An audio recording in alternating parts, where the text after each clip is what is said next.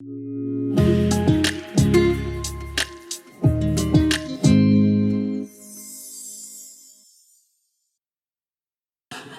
ça va? J'espère que vous allez bien cette semaine. On aimerait vous saluer et certainement saluer ceux qui sont en visite, comme Gilles l'a souligné tantôt. Et salutations à ceux qui nous écoutent en ligne. Il y a des églises qui nous écoutent en ligne aussi. Il y a des individus, mais certaines églises aussi, où il n'y a pas de pasteur. Alors, on est bien content de pouvoir les servir de cette façon-là. Vous savez ce que j'aime? Tim Matin. Oh! Bacon. Muffin anglais. Des fois, on se fait des surprises comme ça, Lise et moi. On aime ça samedi matin. De temps en temps, ce qu'on va faire, c'est que soit Lise va m'offrir ou moi, on dit, qu'est-ce que tu dirais qu'on irait chercher un Tim Matin? Bacon. Ça commence, hein? Vous allez commencer à avoir faim, là. Muffin anglais. Alors, OK. Mettons que c'est moi. J'embarque dans la voiture. Et puis, je vais au Tim. Et puis, j'arrive dans le stationnement de Tim. Et puis, je me suis dit, bon, mais regarde, je vais aller service à l'auto, ça va aller plus vite et tout ça. Puis là, tu t'installes. Là, tu regardes devant toi. Puis, il y a entre 7 et 10 voitures en avant de toi. Oh! Aimes-tu ça attendre? C'est éprouvant attendre. Personne n'aime ça attendre. Je ne connais pas personne qui aime attendre. Tu sais, tu t'en vas à la pharmacie, tu veux renouveler ta prescription, tu t'en vas dans le département en arrière, là, tu donnes ta prescription et tout ça. Tu attends une demi-heure avant d'avoir ta prescription. Ma femme est allée l'autre jour à la banque, 1h15 avant de se faire servir. Et qu'est-ce que tu fais dans ce temps-là quand tu es pris comme ça pour attendre? Bien, tu essaies de tuer le temps. Alors là, tu vas trouver toutes sortes d'activités. Il y en a qui vont aller voir des réseaux sociaux, vont aller voir leur courriel, vont aller voir des jeux. Il y a des jeux sur le cellulaire maintenant et tout ça. Tu vas aller voir ça, tout ça. Tu sais. Alors, tu fouilles. L'autre jour, j'étais à la clinique médicale, pas loin de chez nous. Un check-up annuel, rien de sérieux, juste un check-up annuel et tout ça. À côté de moi, il y avait 2 femmes qui attendaient, comme moi. Et puis là, elle avait son iPad. Ils étaient ensemble, ils attendaient pour être appelés. Et puis, l'une d'elles avait un iPad. Alors, elle dit à l'autre, « Aimerais-tu ça qu'on joue un jeu de patience en attendant? » Un jeu de patience. Non, mais ça fait bizarre, ça. Je ne sais pas pour vous autres, mais quand je suis obligé d'être patient, je ne m'amuse pas. C'est frustrant. C'est difficile à attendre, puis ça prend de la patience. Eh bien, aujourd'hui, moi, j'aimerais vous parler d'une autre sorte d'attente. En fait, j'aimerais parler de la salle d'attente de Dieu. Attendre fait partie de notre vie, on ne peut pas l'échapper, on ne peut pas le contourner. Même, on aimerait bien ça, accélérer les choses, mais des fois, on n'a vraiment pas le choix. Et parfois, on est comme le petit gars, vous savez, à la veille de Noël, il attend, il y a le sapin de Noël, puis il y a les cadeaux en bas, là, puis il attend. C'est la nuit la plus longue de l'année. Il attend pour ouvrir ses cadeaux le lendemain matin. On sent comme ça parfois. Il y a des moments dans notre vie où on ne peut pas accélérer les choses, mais on aimerait bien. Puis c'est pas amusant à attendre. Mais c'est une partie incroyablement importante pour notre vie, puis ça ne peut pas être précipité. On va voir justement qu'est-ce que ça signifie, puis on va voir aussi comment bien attendre. Car oui, on peut apprendre à bien attendre ces moments d'attente. L'apôtre Paul et les passages que nous avons vus récemment, puis le passage qu'on va voir ce matin, justement, nous en parle. Parce que si on n'apprend pas à bien attendre, on ne fera jamais l'expérience de tout ce que le Seigneur a pour nous. Alors moi, j'aimerais commencer la lecture avec un passage qu'on a lu, et on va commencer avec ça pour nous remettre dedans, et puis on va regarder un autre chapitre après, d'accord? Alors, Acte 24, on va lire le verset 24. Acte 24, verset 24.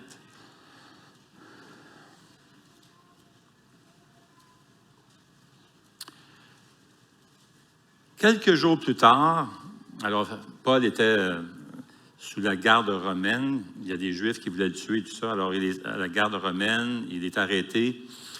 Alors, quelques jours plus tard, Félix vint avec sa femme Drusille, qui était juive, et il fit appeler Paul. Il l'écouta parler de la foi en Christ.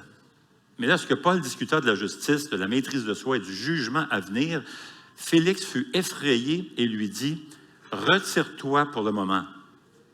Quand j'en trouverai l'occasion, je te rappellerai. » Il espérait en même temps que Paul lui donnerait de l'argent pour qu'il le relâche.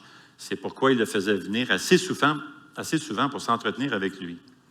2 ans passèrent ainsi, et Félix eut pour successeur Porcius Festus. Et dans le désir de plaire aux Juifs, Félix laissa Paul en prison. Alors, on va tourner dans le chapitre 25, maintenant un peu plus loin, au verset 21. 25-21. On prend donc cette histoire un peu plus tard. Mais Paul a fait appel pour que sa cause soit portée à la connaissance d'Auguste. J'ai donc donné l'ordre de le garder jusqu'à ce que je l'envoie à l'empereur. Agrippa dit à Festus, « Je voudrais entendre moi-même cet homme. »« Demain, tu l'entendras, répondit-il. » Le lendemain, donc, Agrippa et Bérénice vinrent en grande pompe et entrèrent dans la salle d'audience avec les commandants romains et les hommes importants de la ville. Sur l'ordre de Festus, Paul fut amené. Alors, Festus dit, « Roi Agrippa, et vous tous qui êtes présents avec nous, vous voyez cet homme au sujet duquel toute la foule des Juifs s'est adressée à moi, tant à Jérusalem qu'ici, en criant qu'il ne devait plus vivre. Or, pour ma part, j'ai constaté qu'il n'a rien fait qui mérite la mort, mais comme il en a appelé lui-même à Auguste, j'ai décidé de le faire partir. Cependant, je n'ai rien de précis à écrire à l'empereur sur son compte. C'est pourquoi je l'ai fait comparaître devant vous et surtout devant toi, roi Agrippa, afin d'avoir quelque chose à écrire après cet interrogatoire. En effet, il me semble absurde d'envoyer un prisonnier sans indiquer de quoi on l'accuse. » Dans les chapitres 23, verset 12, jusqu'au chapitre 26, verset 32, on se retrouve avec 3 chapitres qui durent 2 ans. Et il ne se passe vraiment rien d'éclatant. C'est une bonne façon de décrire ce qui se passe pendant ces 2 ans-là. Il n'y a vraiment rien de spécial. Paul passe ces 2 ans, il est là, à Césarée. Ça a commencé avec le chapitre 21, alors que Paul fait le bien, mais a des résultats épouvantables. Il va au temple pour remplir un vœu qu'il avait fait, puis un sacrifice et tout ça. Il avait des bonnes intentions. Il voulait montrer aux chefs religieux qu'ils n'étaient pas contre la communauté juive, ni contre le temple, ni contre la tradition juive. Mais là, il y a une rumeur qui a commencé à circuler à l'effet que lui, il aurait laissé rentrer un non-juif dans le temple, ce qui était interdit. Alors, il y a une émeute qui a suivi. Il est arrêté. Les gardes lui permettent de s'adresser à la foule, espérant pouvoir calmer la foule et les convaincre qu'il n'était pas contre la communauté. Et il espère qu'ils vont comprendre ce qui le motive. Mais dès qu'il commence à parler de Jésus, que Jésus est le Messie, le Sauveur, et qu'il est venu non seulement pour les Juifs, mais aussi pour les non-Juifs, homme mon doux. Là, c'était trop, une autre émeute se déclenche, il est arrêté pour un temps, puis les autorités vont l'envoyer dans un endroit qui s'appelle Césarée. À ce moment-là, le Seigneur lui dit, « Ce que tu as vécu à Jérusalem, Paul, tout le témoignage que tu m'as donné, etc., tu vas faire pareil à Rome. » C'était toute une opportunité, ça. Et là, il apprend qu'il y a un groupe d'environ 40 personnes qui ont fait le serment de mourir s'il le faut. Ils vont même s'abstenir de manger jusqu'à ce qu'ils tuent Paul, car ils pensaient que Paul serait escorté jusqu'à Césarée par la garde romaine en plein jour. Maintenant, ça arrive aux oreilles des autorités romaines. Paul se fait donc escorter. Il quitte la ville à cheval, entouré de près de 470 soldats. Eh mon Dieu, c'est incroyable. Il va passer 2 ans à Césarée, et Césarée, c'était le quartier général des forces armées romaines en Palestine. Pendant ce temps-là, il va parler à Félix, le gouverneur, à quelques reprises. Il va donner son témoignage. Il a l'occasion de vraiment faire ça, mais il n'y a pas de réponse, il n'y a pas de fruit. L'historien romain Tacite qualifie Félix d'un gars cruel et enclin à la débauche. Et comme de fait, on le voit dans le texte, comme quoi il a essayé de tirer un pot de vin de la peau de Paul pour essayer de le libérer, etc. Il a essayé de profiter de son arrestation, finalement, de faire un peu d'argent. On peut lire ça justement dans Actes 24-26. Félix espérait en même temps que Paul lui donnerait de l'argent pour qu'il le relâche. C'est pourquoi il le faisait venir assez souvent pour s'entretenir avec lui. 2 ans passèrent ainsi, et Félix eut pour successeur Festus. Dans le désir de plaire aux Juifs, Félix laisse Paul en prison. Paul va aussi partager l'Évangile à Festus, mais encore là, aucune réponse, aucun fruit. Ensuite, c'est au tour du roi Agrippa qui détenait l'autorité sur le secteur juif. Paul lui présente l'Évangile, mais là encore, aucune réponse, aucun fruit. 2 ans à attendre. Maintenant, à première vue, ce passage-là, tout ce passage, ces 3 chapitres semblent être une sorte d'histoire, une leçon d'histoire. Mais en fait, il nous enseigne des leçons pas mal importantes sur la façon de bien attendre. On a besoin d'apprendre à mieux attendre, car on vient à croire souvent que le calendrier de Dieu ne va pas assez vite. Des personnes m'ont déjà dit ça. J'ai l'impression que Dieu m'a oublié. Mais Dieu a un plan. Et Dieu travaille toujours. Dieu est toujours à l'œuvre. Alors, qu'est-ce qu'on apprend ici sur la leçon de mieux apprendre? Eh bien, l'art de bien apprendre se développe, mais il faut suivre 4 instructions importantes. Voici la première. J'ai besoin de comprendre que l'attente, ce n'est pas une perte de temps. Mais c'est une partie essentielle de notre parcours spirituel. Nous voyons souvent les attentes comme une perte de temps, mais ça ne l'est pas. Ça fait partie de notre développement spirituel. Tout d'abord, l'attente vérifie la qualité de notre foi. Ça nous permet de gager la qualité de notre foi. Lorsque Dieu donne une instruction, comme c'est le cas avec Paul et sa mission à Rome, et que ça n'arrive pas tout de suite, ça ne bouge pas, on se retrouve dans une situation où notre foi est éprouvée. Est-ce que je fais assez confiance en Dieu pour faire ce qu'il me dit, continuer de faire ce qu'il dit, même quand les choses n'avancent pas, même quand les choses ne fonctionnent pas? Vous savez ce qui arrive, hein?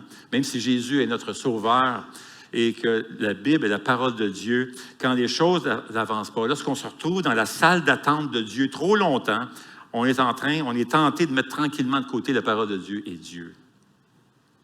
Et au lieu de nous fier à Dieu pour avoir sa sagesse, on prend les choses en main. Et quand ça arrive, je ne suis pas en train de faire confiance à Dieu. Je ne le vois plus comme un maître, comme mon maître, mais comme un consultant. C'est un manque de foi. Alors, comment connaître la qualité de ma foi, sinon qu'en l'éprouvant dans la salle d'attente de Dieu? Tu regardes 2 pièces d'or, une imitation puis la vraie. Prends un marteau et frappe l'imitation, qu'est-ce qui va se passer? Ça va se briser. Mais prends le marteau et frappe la vraie pièce, la pièce authentique, qu'est-ce qui va arriver? Elle va se travailler, tout simplement. Si tu prends un diamant réel et tu le chauffes pendant 30 secondes jusqu'à ce que ça devienne très chaud, tu le déposes dans l'eau froide, il n'y a rien qui va se passer. Tu prends par contre la même chose, avec une imitation, ça va se briser. Quelqu'un a dit ceci: la seule différence entre le charbon noir et un précieux diamant est la quantité de pression qu'il a endurée. Dieu permet de telles épreuves dans notre vie. Il nous laisse parfois un bon moment dans la salle d'attente afin d'éprouver notre foi. Et le but, ce n'est pas de savoir jusqu'où on peut aller, là. Parce que si notre foi est réelle, je vais fonctionner en fonction de la force que le Seigneur va me donner. Apprendre à faire confiance à Dieu et lui obéir, même quand les choses ne fonctionnent pas, quand rien ne change, c'est là que le Seigneur veut nous emmener. Jacques 1,2 dit ceci: mes frères et sœurs, considérez comme un sujet de joie complète les diverses épreuves auxquelles vous pouvez être exposés, sachant que la mise à l'épreuve de votre foi produit de la persévérance. J'aime bien ce que Zig Ziglar a dit à ce sujet. Il dit, le plus important, dit-il, ce n'est pas ce qui nous arrive ou ce qui vous arrive, mais la façon dont vous réagissez à ce qui vous arrive. Quel est donc l'état d'esprit idéal? Voici ce que je choisis de croire, dit Ziegler. Il va se produire dans ma vie des choses que je n'aime pas, qui sont dommageables, nocives et destinées à m'abattre. Je vais essayer des choses et me donner à fond, et pourtant, dans de nombreux cas, je vais échouer. Et pourtant, je sais sans l'ombre d'un doute que ce que le malin a voulu faire pour nuire, Dieu le fera fonctionner pour le bien. Romains 8, 28, toute chose concourt au bien de ceux qui aiment Dieu. Et j'en serai plus fort et mieux à même d'accomplir sa mission. Plutôt que d'avoir un esprit de peur, de timidité et de fragilité, je choisis de savourer les épreuves, d'accepter l'échec et de grandir grâce à ce processus. Je choisis d'être antifragile. Je choisis de gagner. Amen? Hey! Maintenant, il existe une autre raison pour laquelle on dit qu'attendre est une partie essentielle de notre parcours spirituel, c'est que l'attente nous prépare aussi pour l'avenir. Tu entends plein de témoignages sur les médias sociaux, des gens qui sont devenus riches du jour au lendemain, là, puis sont devenus millionnaires, etc., instantanément. Mais il n'y a rien d'instantané. Vous savez, quelqu'un a dit, ça prend 15 ans avant d'avoir le succès du jour au lendemain. Ça prend des années. Tu prends des gagnants de la loto, par exemple, qui deviennent millionnaires du jour au lendemain. Ils ne sont pas tous en mesure de garder leur argent. La raison, c'est que leurs ressources dépassent leur caractère et leur discernement. Moi, j'ai connu quelqu'un qui a gagné 25 000 à la loto. En dedans d'un an, il avait tout dépensé de 25 000 et il était maintenant endetté de 40 000.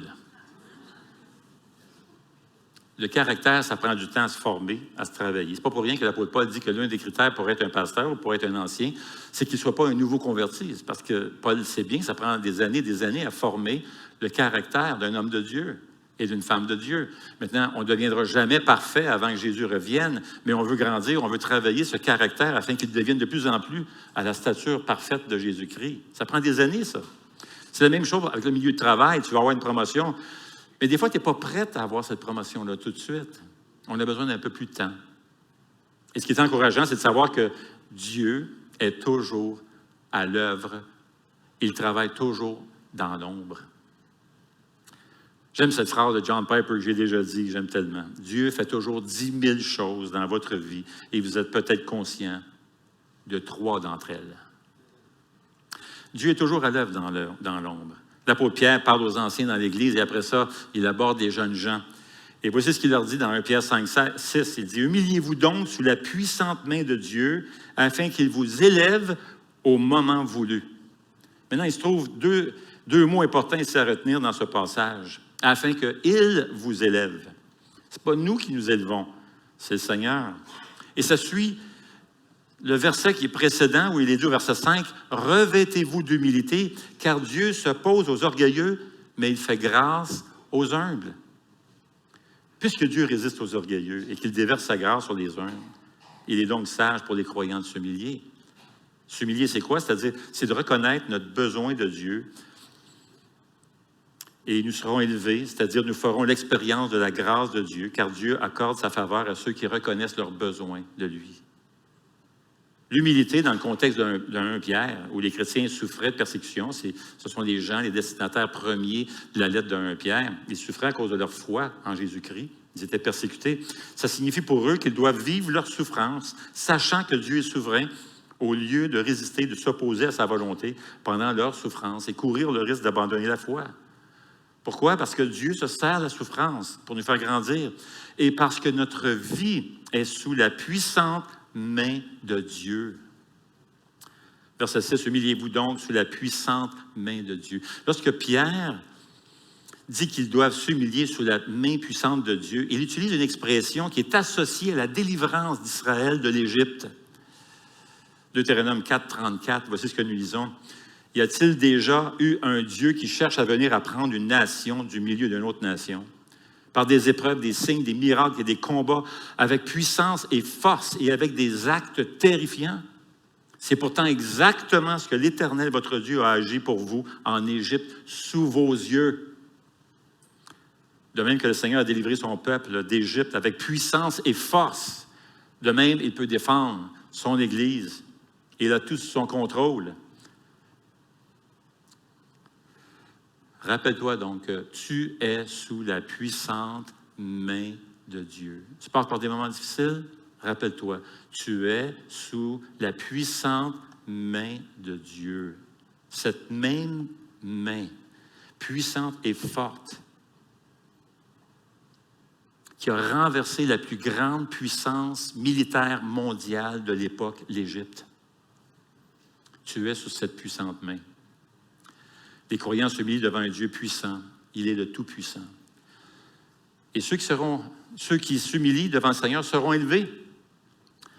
Maintenant, le fait que les humbles seront élevés fait partie de l'enseignement de Jésus. Jésus l'a déjà enseigné d'ailleurs dans Matthieu 23, verset 12, lorsqu'il dit « Celui qui s'élèvera sera abaissé, celui qui s'abaissera sera élevé. » Maintenant, le verset que nous avons lu dans 1 Pierre promet l'élévation en temps voulu. 1 Pierre 5, 6 dit « Humiliez-vous donc sous la puissante main de Dieu afin qu'il vous élève au moment voulu. Déchargez-vous sur lui de tous vos soucis, car lui-même prend soin de vous. » Maintenant, lorsque Pierre dit que nous serons élevés au moment voulu, je crois que ce qu'il a en tête, c'est la fin des temps, c'est-à-dire le jour du jugement, le jour du salut, ce que Pierre appelle le dernier temps. Et on n'a qu'à penser aux nombreux chrétiens qui sont morts martyrs en raison de leur foi. C'est certainement pas sur terre qu'ils ont été élevés, mais au ciel. En d'autres mots, le jour de l'humiliation, c'est-à-dire les moments où nous sommes humiliés, comme dans le cas ici de ces chrétiens persécutés sur 1 Pierre, en raison de leur foi ou en raison de notre foi, Pierre nous rappelle que nos souffrances sont limitées à ce monde. C'est temporaire. Le jour vient où nous serons élevés bien haut par la grâce de Dieu et pour toujours lorsque Jésus-Christ reviendra. En attendant, on fait quoi? Et on fait le verset 7. Verset 7 qui dit « Déchargez-vous sur lui de tous vos soucis, car lui-même prend soin de vous. » Maintenant, d'autres, par contre, croient que Pierre est en train de nous dire que c'est au cours de notre vie que nous serons élevés. C'est la position, c'est l'explication de Wayne Grudem et d'autres qui commandent ce passage. Et parfois, il le fait. On le voit dans l'Ancien Testament. On n'a qu'à penser à Joseph. On le voit dans le livre de la Genèse. Jeune, on peut dire qu'il était pas mal un enfant gâté. C'était le préféré de papa. Son père lui a même fait un cadeau d'un beau manteau Lacoste. Alors, il s'en va voir ses frères, puis il montre le manteau. Regardez, vous autres, vous n'avez pas. Vous avez juste des tuniques. Moi, j'ai un beau manteau, bien, beaucoup de couleurs. Fait que ça n'a pas fait de l'affaire de ses frères, hein? Ses frères l'haïssaient, ils étaient jaloux, alors ils l'ont vendu en Égypte comme esclave. Alors Joseph travaille dans la maison de son maître, puis il est faussement accusé en plus d'abus sexuels auprès de la femme de son maître qui essayait de coucher avec lui. Alors, il est en train de servir dans la maison, son maître n'était pas là, la femme vient, puis tout, elle dit, elle couche avec moi, tout ça. Il dit, non, je ne ferai jamais ça à mon maître, voyons donc, je ne ferai pas ça à Dieu, tu sais. Elle dit, oui. Fait que finalement, lui, elle l'accroche, puis lui part à courir, puis elle accroche son manteau, mon ami. Fait que là, elle avait une pièce à conviction. Elle avait une preuve. Alors, qu'est-ce qui est arrivé? Marie s'en vient, puis tout ça. Elle dit, hey, elle dit, ton serviteur, ton esclave, a essayé de me sauter dessus, ça. Regarde, j'ai la preuve, j'ai son manteau. Hey, Joseph, il est lancé encore en prison. Let's go. Prison. Et je te dis qu'il n'y a pas la vie facile. Fait qu'il est en prison. Maintenant, il a tellement eu un beau témoignage en prison, c'est incroyable. Il fait tout ce qu'il faut. Ça va tellement bien en prison que tout porte à croire qu'il va être libéré. Mais son rêve s'effondre 2 fois. Alors, au moment précis, au moment parfait, selon le calendrier de Dieu, il devient le numéro 2 en Égypte. 2e, après le roi, suite après le roi. Ouais, hein? Dieu l'a élevé. Pas mal. Tu ne peux pas aller plus haut, là. Quelle histoire. Genèse 25 et la suite. Alors que ce soit nos amis, nos ennemis, nos critiques, les personnes qui nous poussent vers le bas, Dieu peut les utiliser pour nous pousser vers le haut. Et c'est ce qui est arrivé avec Joseph. Dieu avait choisi Joseph pour le mettre dans cette position en Égypte afin de protéger l'Égypte et sa famille. Et Dieu s'est même servi de ses ennemis pour l'élever. Et on s'entend qu'au début, Joseph n'était pas prêt à assumer une telle position. C'est après avoir passé toute cette expérience, un long processus, ce temps difficile, jusqu'à aller en prison, faussement accusé. Et à travers tout ça, il a grandi, son caractère s'est forgé. Dieu l'a formé afin qu'il soit prêt au temps voulu d'accomplir ce que le Seigneur a préparé pour lui, cette mission et pour les autres. Joseph est un exemple, mais David aussi. Vous vous rappelez David, ce fameux David. On connaît l'histoire, hein, David et Goliath. Mais David est devenu le roi d'Israël, mais il a été oint pour devenir roi, mais ça a pris des années plus tard avant qu'il soit couronné comme roi. Et ça n'a pas dû être facile, perplexe pour lui de toutes ces années d'attente. Mais Dieu sait ce qu'il fait. Dieu est toujours à l'œuvre dans l'ombre. On voit le principe avec certains individus, mais on voit aussi avec Israël, toute la nation. Lorsque Israël est devenu esclave en Égypte pendant 400 ans, lorsque Dieu envoie Moïse pour les délivrer de cet esclavage, il leur dit « J'ai une terre promise pour vous. » Maintenant, Dieu avait déjà donné cette promesse-là des centaines d'années à Abraham, mais il suivait son calendrier, il suivait son plan. Voici ce que Dieu dit à propos de la façon qu'il va leur donner cette terre. Maintenant, ils sont prêts. C'est le temps d'avoir la terre. Ils ont quitté l'Égypte, ils sont prêts. Et voici ce que Dieu leur dit. Exode 23, 27. Il dit, « J'enverrai ma terreur devant toi. Je mettrai en déroute tous les peuples chez lesquels tu arriveras et je mettrai tous tes ennemis en fuite devant toi. J'enverrai les frelons devant toi et chasserai loin de toi les Éviens, les Cananéens et les Héthites. » Et j'entends déjà Moïse dire, « Yeah! On va avoir la victoire! » Mais Dieu ajoute au verset 29, « Mais je ne les chasserai pas en une seule année, loin de toi, Sinon, le pays deviendrait un désert et les bêtes des champs se multiplieraient à ton détriment. En d'autres mots, tu n'es pas prêt. Pas de suite. Je n'ai pas fini mon travail. Je suis en train de préparer le terrain. Tu vas voir. Pas de suite. Et un peu plus loin, verset 30 dit, « C'est peu à peu que je les chasserai loin de toi, jusqu'à ce que tu aies suffisamment augmenté en nombre pour pouvoir hériter le pays. » Vois-tu, la salle d'attente de Dieu, même là, c'est une preuve de l'amour de Dieu pour toi. C'est fou, hein? Il voulait protéger son peuple. Il arrive qu'on se retrouve dans ce genre de situation où on pense être prêt. Et Dieu nous dit, pas encore, pas tout de suite. On se retrouve dans cette salle d'attente où ça avance peu à peu. Et on se dit, bon sang, si Dieu était avec moi, il me semble que ça irait bien plus facile. Eh, bon sang, j'entends ça tellement souvent. Les gens Dieu m'a oublié. Moi, je prie, ça ne donne rien, ça n'avance pas. Je ne suis pas assez bon pour Dieu. Je vois les autres sont bénis, mais moi, ça n'avance pas. Non, non. Dieu est toujours à l'œuvre dans l'ombre. Toujours. Et c'est par amour pour nous que parfois il nous fait attendre. Dieu a un rythme différent.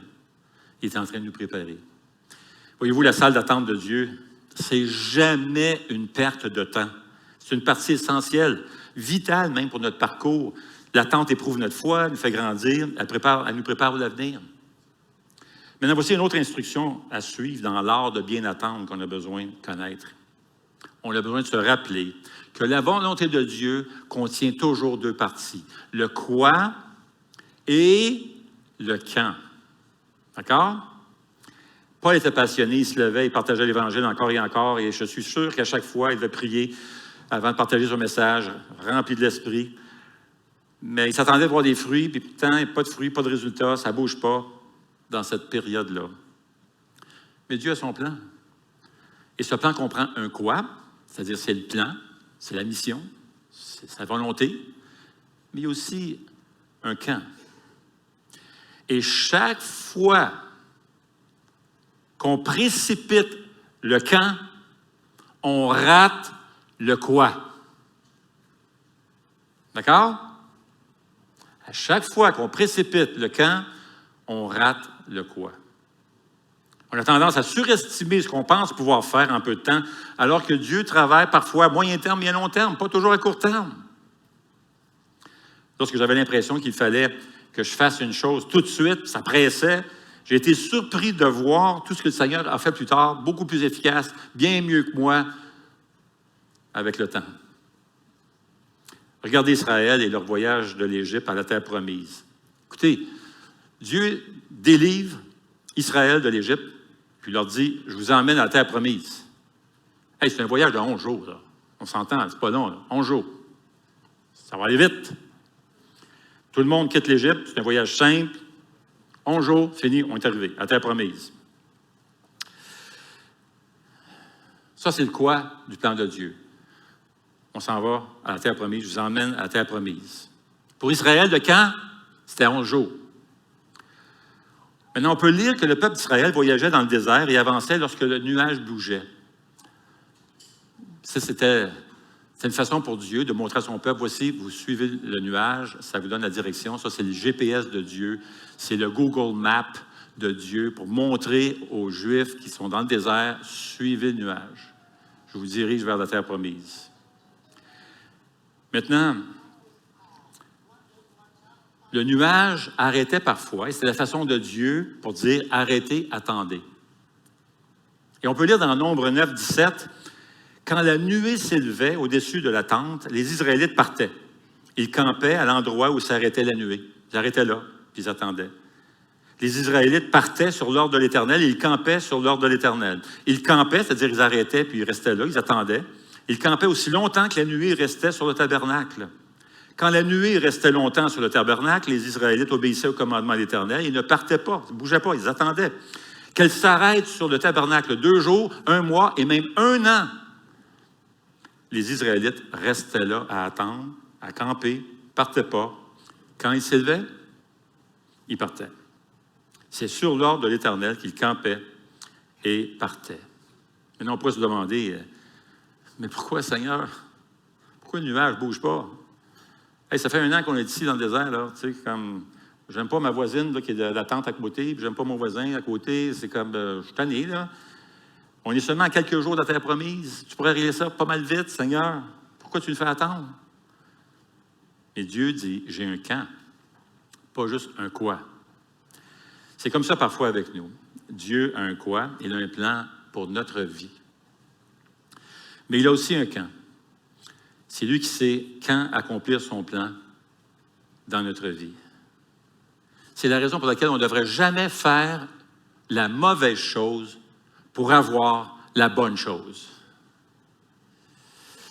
Il nous arrive de ne pas aimer le quand du Seigneur et parfois on peut être tenté de vouloir aider Dieu à accélérer les choses. On fait des compromis pour essayer d'aider Dieu. Mais ce n'est pas profitable, ça n'honore pas le Seigneur. Le Seigneur veut qu'on marche par la foi, qu'on lui fasse confiance. La salle d'attente de Dieu est donc très importante. On a donc besoin de mettre notre énergie à la bonne place. C'est donc pourquoi on a besoin de suivre la prochaine instruction. C'est de se concentrer sur ce que Dieu veut que l'on fasse et non sur ce que l'on veut qu'il fasse. Lorsqu'on est coincé dans l'attente, concentrons-nous à faire la volonté de Dieu et non la nôtre. Lorsque je suis dans cette zone où je trouve que Dieu ne va pas assez vite, je ne suis pas capable de comprendre ce qui se passe ou encore je ne vois pas les résultats que j'aimerais, j'ai besoin de développer le réflexe de me tourner vers Dieu et prier, mettre ça dans la prière et demander au Seigneur de me donner la force, de me donner la sagesse que j'ai besoin pour rester ferme, me coller à lui et persévérer. Paul était à Césarée pendant 2 ans sans avoir vraiment de fruits. Et quand ça arrive, quand je suis dans la salle d'attente de Dieu, j'ai besoin de dire au Seigneur, Seigneur, que veux-tu que je fasse en attendant? Ce sera différent selon la situation. Les situations sont différentes l'une de l'autre. Parfois, Dieu veut juste qu'on attende. Il n'y a rien à faire, t'attends. Il n'y a pas le choix. Ça me fait penser quand il y a des tempêtes, par exemple. Qu'est-ce que tu fais quand il y a une grosse tempête? Tu te mets à l'abri. Vous vous souvenez de ce qui s'est passé au mois de mai, récemment? Là? Il y avait une grosse tempête. Ma femme était à l'étage et puis elle regardait à travers la fenêtre. Puis ma femme me regarde la fenêtre et elle dit, Normand, moi j'étais en bas, elle crie, Normand, viens voir tout de suite, regarde les nuages, c'est en train de se former, je te le dis, il va y avoir une tornade. Elle voyait ça par la fenêtre, puis ça, tu sais. Moi j'étais en bas, je me dis, une tornade à Gatineau? Ben voyons donc, chérie, ben non, crois pas tout ce que les gens météo disent à la télévision, là. Voyons donc, une tornade à Gatineau. Franchement. Elle dit, viens voir, je te le dis, ça commence à se former, puis ça commence à tourner, puis il commence à avoir un entonnoir. OK, finalement, je monte, je regarde, je m'en viens près de la fenêtre, je regarde à travers la fenêtre. Je voyais un entonnoir se former, commencer à tourner. Puis là, je croyais comme un genre de... Ça s'en vient de plus en plus pointu. Et là, tous les deux, on était nerveux, on regardait. Est-ce que ça s'en vient ici? Aïe. Qu'est-ce qui se passe? On était là en train de checker, puis là, si on avait vu tout d'un coup ce gros nuage-là, s'en venir vers Gatineau, qu'est-ce que vous pensez qu'on aurait fait? On serait parti à courir dans le sous-sol, se cacher quelque part entre je ne sais pas trop quoi, là, des beams, ça a l'air que c'est ça qu'il faut faire. Alors, je serais allé en bas, je serais caché avec Lise. Puis là, mon ami, tu te caches dans ce temps-là. Pas le temps de sortir dehors, là, pour aller voir, fouiner, pour aller voir ce qui se passe dehors. Là. Tu te caches. C'est un temps de cacher. C'est un temps pour toi d'attendre. Tu attends que ça passe. Vrai? Puis là, si ça passe, mon ami, tu étais à l'abri, là. Puis tu attends que ça passe. Puis une fois que c'est passé, que c'est fini, là, tu peux sortir et réparer les dégâts. Et c'est ce qui se passe parfois dans notre vie. Il y a des situations difficiles qui nous arrivent et tout ce qu'il faut faire, c'est d'attendre. Des chrétiens qui ne pouvaient rien faire pour se sortir de la souffrance là, avec les personnes à qui Pierre écrivait et à cause de la persécution. Et Jacques leur dit, soyez patients. Pierre leur dit, soyez patients, même chose. C'était la volonté de Dieu que Paul attende 2 ans à Césarée. Il avait son plan. Dieu travaille toujours dans l'ombre. Il est toujours à l'œuvre. Parfois, notre rôle est simplement d'attendre. Mais Dieu veut aussi qu'on se prépare pour l'avenir. On pense à Jésus qui avait 12 ans, il rentre dans le temple. 12 ans, c'est un ado. Non, c'est 13 ans, ado officiellement. C'est quoi? 13, c'est ça, 13 ans. Hein? Les petits-enfants étaient tellement contents d'avoir 13 ans. Je suis officiellement un ado. Parle-moi comme un adulte. D'accord. Hey, Jésus rentre au temple. Il y a 12 ans. Ses parents le cherchent. Quelques jours, ils sont énervés pas mal. Ils rentrent au temple, ils le voient. Il est en train de jaser avec des chefs religieux, puis ça. Là. Come on, guy, qu'est-ce que tu fais? Jésus dit, je suis en train de faire la volonté de mon Père, tout ça. Je suis en train de jaser, tout ça. Fait que les parents disent, non, regarde, tu t'en viens avec nous autres. Là. Et savez-vous, ça a pris un autre 18 ans. Hey, 18 ans avant que Jésus commence sa mission. Et qu'est-ce que ça dit tout de suite après que les parents soient passés avec lui, à l'âge de 12 ans? Luc 2, 52. Jésus grandissait en sagesse, en taille et en grâce devant Dieu et devant les hommes. Hey, le Fils parfait de Dieu se préparait pour la mission que son Père allait lui confier, à l'âge de 30 ans à peu près. Maintenant, si Jésus devait grandir et attendre le bon moment, nous aussi, nous avons besoin de nous préparer en attendant. Pas vrai? Tu es célibataire.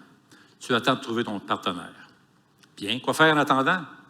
Bien, tu deviens le genre de personne qu'un homme et une femme voudraient avoir. Et non seulement, tu deviens la personne qui va honorer le Seigneur dans sa vie de couple.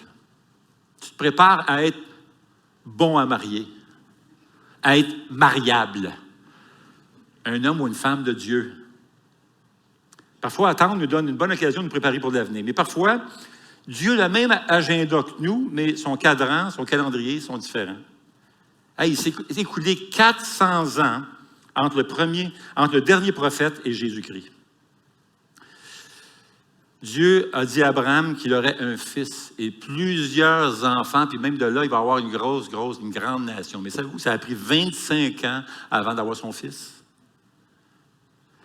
Il s'est écoulé 2000 ans depuis que Jésus a promis à ses disciples qu'il allait revenir. Et on attend encore. Et Pierre nous explique pourquoi, inspiré du Saint-Esprit, c'est qu'il y a des bonnes raisons. C'est qu'il veut, Dieu attend que de plus en plus de gens viennent à lui pour avoir le salut, pour les sauver. J'inviterai les musiciens à s'approcher. Habakkuk est un beau modèle d'une personne qui savait attendre. Il a vécu un moment très difficile dans l'histoire d'Israël, alors qu'un pays ennemi, les Assyriens, reconnu pour être cruel, c'était épouvantable, et sans merci, les Assyriens qui allaient venir les attaquer. Alors Habakkuk avait peur, avec raison. Et voici ce qu'il dit dans Habakkuk, chapitre 3, verset 16. Il dit, « J'ai entendu et je suis bouleversé. À cette voix, mes lèvres tremblent, la pourriture vient dans mes os et mes jambes tremblent. Sans bouger, j'attends le jour de la détresse, le jour où notre assaillant marchera contre le peuple. En effet, le figuier ne fleurira pas, la vigne ne produira rien, le fruit de l'olivier manquera, les champs ne donneront pas de nourriture, les brebis disparaîtront du pâturage, il n'y aura plus de bœuf dans les étables. Mais moi, je veux me réjouir en l'Éternel. Je veux être dans l'allégresse à cause du Dieu de mon salut. L'Éternel, le Seigneur, est ma force. Il rend mes pieds semblables à ceux des biches et il me fait marcher sur mes hauteurs. Voici un cœur qui comprenait que chaque promesse de Dieu va s'accomplir. Et même s'il ne s'accomplisse pas présentement, notre rôle est d'attendre. Car attendre fait partie de notre parcours de foi. Alors, bien-aimés, honorons le Seigneur dans la salle d'attente de Dieu. Car Dieu fait toutes choses belles en son temps. Prions, Seigneur. Eh bien, Seigneur notre Dieu, comme c'est difficile parfois d'attendre, éprouvant même, des personnes qui souffrent, attendent la guérison ou attendent un bien-aimé. Tellement de situations, Seigneur, qui nous mettent à l'épreuve. Seigneur, nous te prions que lorsque on se trouve dans la salle d'attente du Seigneur, dans ta salle d'attente, nous te prions, Seigneur, que tu nous donnes cette grâce, cette force de pouvoir marcher selon ta volonté et attendre ta bénédiction. Sachant même que l'attente fait partie de ton plan pour nous faire grandir, pour améliorer notre foi, pour nous préparer aussi à ce que tu prépares pour nous, cette mission que tu nous appelles.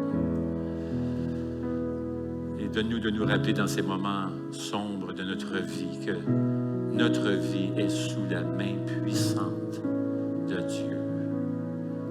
de Jésus.